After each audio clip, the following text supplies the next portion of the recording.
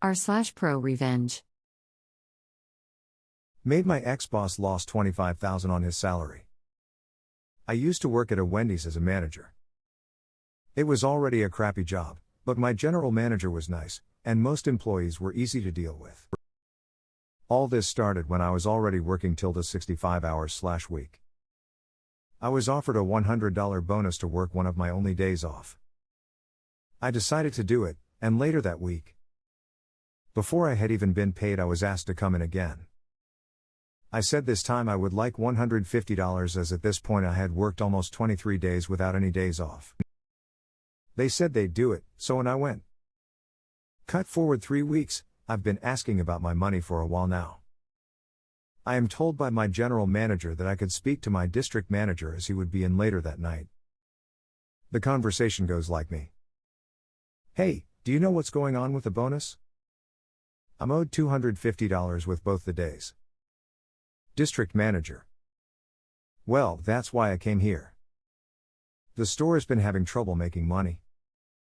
So, basically he's telling me that my performance isn't good enough. At this point I'm working dinner rush and the whole night with me and 3 others, my GF, best friend and other friend that has grown close. District manager. Your shift isn't making as much money as others, and your drive time is higher. Me. Well, we are doing all we can. It takes extra time when we only have half the number of people with the same amount of customers. District manager. That's really no excuse. Me. When am I going to receive my bonus? My DM was a very sheepish man pussy, so he is very obviously scared when he tells me this. District manager.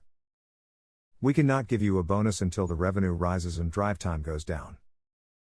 I am speechless at this point, the rest of the conversation was a blur. I grew up on the south side, you didn't mess with people's money. A day passes, I've had time to collect myself and speak to my entire crew. Everyone agrees to walk out with me. So I call my district manager. The phone starts to ring but then it cuts off. He declined my call. So I called him again, and again and again. Finally I just leave him a voicemail. Me. Look, Jacob, you need to talk to me, you have until 8:45 to call me back or all of night crew is done. At this point it is 7:30. I go into my office and start watching my boss's email.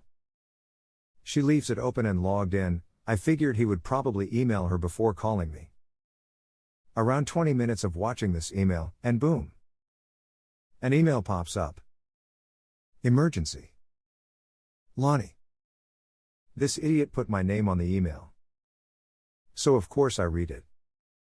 Long story short, in the email, it was him trying to make sure my general manager was going to be ready to go to work. AKA, he wasn't going to call me or give me my money, so I get all my people together and we walk out, leaving everything out, all the meat, all the toppings, the fryer. Everything. The next day I turn in my keys. About a week later I'm called by my brother. Me. What's up? Brother. Jacob lost all of his stores. He has to go back to Indiana. My brother worked at the store as well. If you don't know, district managers' pay is based on the amount of stores they have and how much they make. When he moved to Indiana his wages got reduced for $65,000 to around $40,000. All this for $250. A response to the post. That was super tasty. Thanks for sharing. Oh, peace response to this comment. Thanks for reading. A response to the post.